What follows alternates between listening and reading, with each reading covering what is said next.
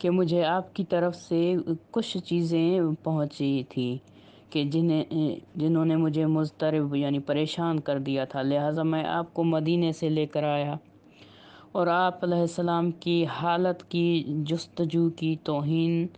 نے آپ کے دامن کو ہر عیب سے پاک دیکھتا ہوں۔ سمجھ گیا کہ جو کچھ آپ کے متعلق مجھ سے کہا گیا تھا وہ سب جھوٹ تھا۔ بس میں نے غور و فکر کی ہے کہ آپ کو آپ کے گھر کی طرف واپس بھیج دوں یا آپ میرے پاس رہیں۔ میں نے دیکھا کہ آپ کا میرے پاس رہنا میرے کیا کہتے ہیں کہ سینہ کو آپ کی عداوت سے بہتر طور پر خالی رکھ سکتا ہے، یعنی وہ چاہتا تھا کہ میرے پاس رہے اور آپ کی بدگوئی کرنے والوں کے جھوٹوں اور زیادہ کیا کہتے ہیں کہ ظاہر کر سکتا ہوں کہ میں جو ہے آپ کو یہاں پر رکھوں اور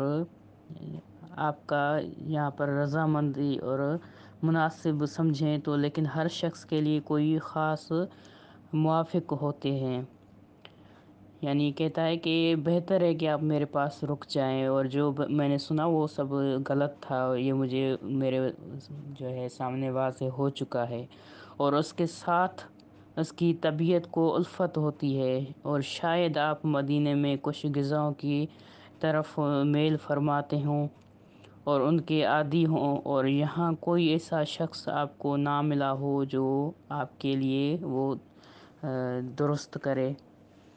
میں نے فضل کو حکم دیا ہے کہ وہ آپ کے لیے تیار کرے جو کچھ آپ کی رغبت ہو، پس اسے حکم دیجئے کہ جو آپ کو پسند ہو،